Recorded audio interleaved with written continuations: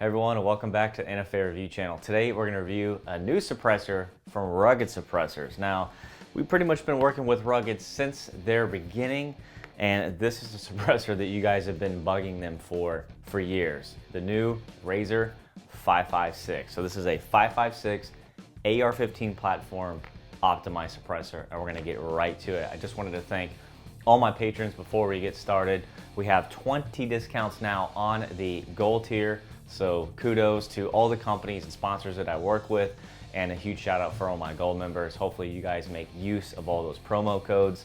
I think right now the leading discount that I dish out weekly the most would be the Rex Selenium. I believe it's 20% off their suppressor. So I'm always dishing that one out to you guys on Patreon. So thanks for all the support, and to all the companies out there that sponsor us on the gold tier. Thank you for your continued support for the 2022 year. All right, guys, let's go ahead and get started on the Razor 556. We're going to cover it in depth here in the studio, and then pack up a host, get out to the range, and see what it sounds like. Let's go ahead and get to it.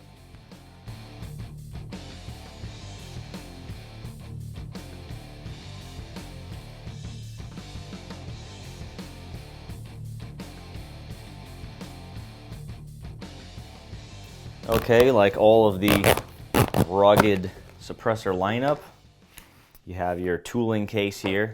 Makes it really easy for those of you out there that are a FFL SOT for safe storage. Inside you'll have a color manual and some decals. And then we have a plastic takedown tool for the end cap. We'll get to that a little later. That way you don't mar up the finish. But let's go ahead and cover the basic specs. So the Razor 556 comes in an overall length of 6.4 inches, a diameter of 1.5 inches, and a weight of 13.4 ounces. As far as the materials, the tube is 17.4 heat-treated stainless steel. The mount is 17.4 heat-treated stainless steel, and the baffles inside are constructed of stellite. As far as the finish, you have a high-temperature black Cerakote and a satin finish. Caliber is going to be 5.56 by 45 millimeter only, and the firing schedule is, of course, belt-fed rated. That's something that Rugged Suppressors pretty much pioneered for marketing, and they do beat the living hell out of these things for R&D testing before they hit the market. They do put them on belt feds and just let it go ham to see how long it takes to destroy one of these things, and it takes quite a bit. As far as warranty, if you do destroy it, it is lifetime. While we're on that, the serialized portion here is forward of the blast chamber. So the actual blast chamber of the suppressor is quite large, and that's probably going to help the back pressure issues that most corked up 5.56 cans inhibit. That's something you do not want. You want normal bolt carrier speed, and you don't want any port pop at the shooter's ear. So very large expansion chamber here. The first baffle actually starts right here. One thing to note, though, is your serialized information is here on the tube. Personally, I would like to see that moved downwards in a safer area, because once that mount is mounted in the suppressor, your bullet leaves somewhere around here at the tip of my finger. So any way to maybe change this in future iterations to, it's not going to look as pretty, but to kind of save the serialized information, put it down here. Any baffle strikes or catastrophic issues will happen in this area. Typically, you really got to screw something up, though, to have a bullet exit the side of the tube. That's very rare. What you do see is end cap strikes. Of course, these are replaceable, so not a huge deal there. I just, you don't want to lose that information. As far as metering, it meters in at an average meter on, of course, a 5.56 host only, of 132 decibels at the shooter's ear. Now, that's factory tested. They do have very, very expensive testing equipment there at Rugged. They do a ton of R&D, tens of thousands of dollars spent in ammunition, and it's very cool to see them only publishing the at-ear numbers. Like I said in previous videos recently, there's kind of a paradigm shift in the industry where they're caring more about the at-ear meter numbers than the muzzle, because the muzzle really doesn't matter that much. Okay, it's gonna You know, especially when shooting 5.56, you're supersonic round, you're breaking the sound barrier every time.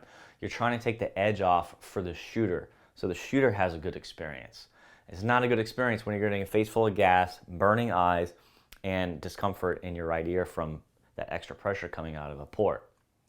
And that leads me to our next topic, which is they designed this thing, like I mentioned, to be optimized for the AR-15 platform.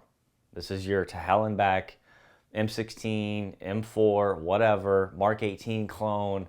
If you want to really, high abuse limit 5.56 suppressor that exhibits low back pressure, that's what they're marketing it for. And this is definitely one you should probably take a look at. Other things with the suppressor, they're stating 0 shift. So no point of impact shift when removing and attaching the suppressor to your host gun. So that's pretty interesting. We will test that to check that there is no point of impact shift movement. And not only is it belt federated, but there's no minimum barrel length for restrictions. So not a lot of companies out there saying you can just throw this on a 7.5 inch and just let it go ham full auto. So pretty stout little suppressor here. Now, as far as the mount, I already have it mounted on the host gun that we will be utilizing today out on the range. Just make sure it is clear here. Lock that back. We're good to go. So I do have their brake mount already attached here, and I'll show you a close-up here what it looks like. It does have a go, no-go identifier on the side. And basically, all you want to do is make sure that your collar on your suppressor is fully unlocked. There is writing on the tube to show you which way is which. Screw the suppressor on all the way till it stops.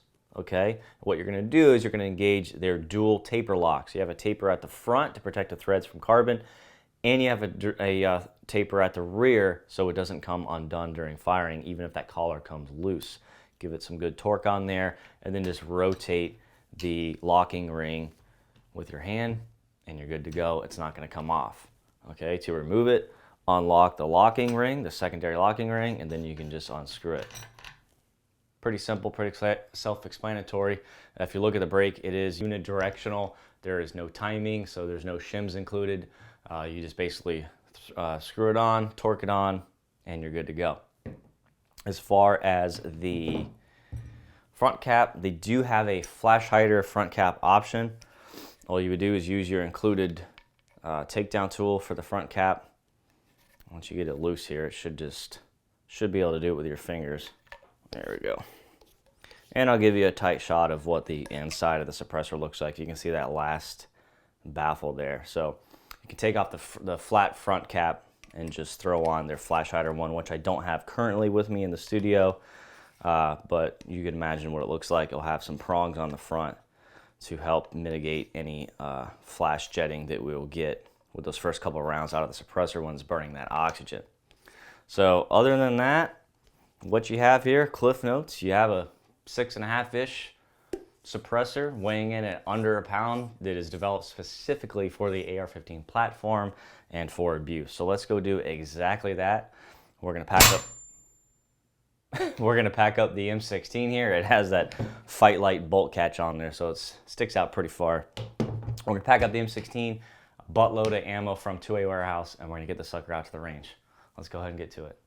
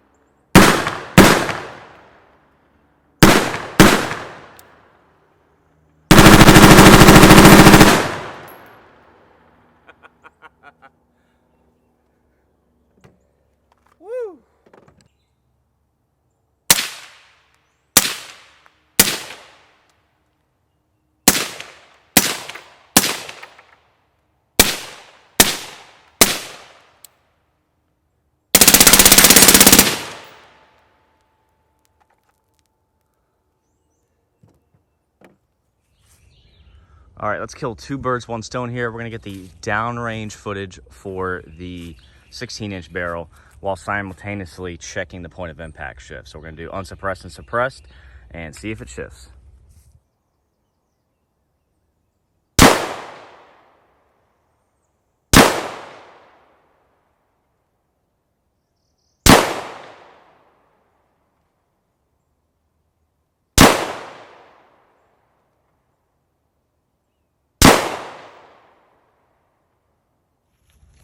Okay, so thought I had my ACOG sighted in from last time I was out here, but that is 5 rounds unsuppressed. I was aiming at this 3/4 inch dot.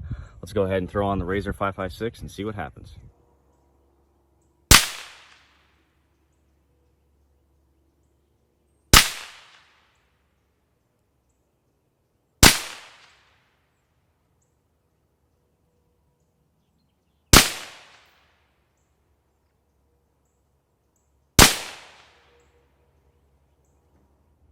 All right, and here's the group with the Razor 556. I keep wanting to say 762. Razor 556. So I definitely felt myself pull that one. So we'll just kind of use these as judgment here. So 1, 2, 3, 4, and there's the first unsuppressed group. So we did have point of impact shift directly at 6 o'clock, which if you have shift is definitely what you want to see. You don't want any weird angles here. 6 o'clock, that's fine. But yeah, looks like I still need to sight in my ACOG.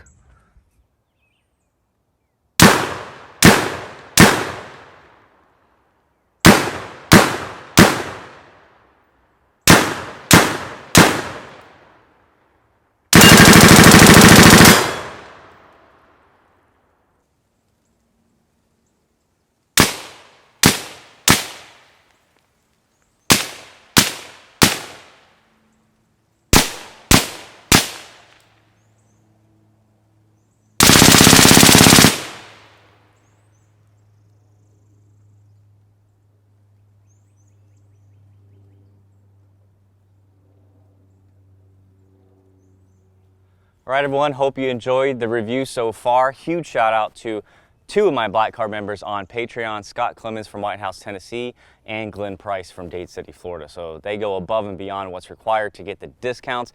The discounts start at $20 a month under the gold tier, and there's currently 20 discounts. So $1 a month per discount, pretty awesome. So another huge shout out to 2A Warehouse. He's my boy. Without him, we definitely go bankrupt out here filming. So, thoughts on the Razor 556. Let's start with what I didn't like. I would like to see knurling on the locking ring instead of the machining that matches the machining just forward of it on the suppressor. And what I found, now my problem might be exacerbated because I'm out here changing the suppressor around 6, 7, 8 times within a couple hour period. And it's hot and I have to use like multiple mitts, and the suppressor mitts are like sliding around all over the tube because it's smooth. I think it would grab better on the collar, the locking collar, if it was knurled, like with fine knurling. It was definitely a pain for me to move it around back and forth, especially when you have the expansion of metals, okay? So you have the hot suppressor and you have the hot mount and everything's expanding and the locking ring's just kind of hard to get off. Other than that, that's the real only con I could see. It's just kind of hard to move around a lot.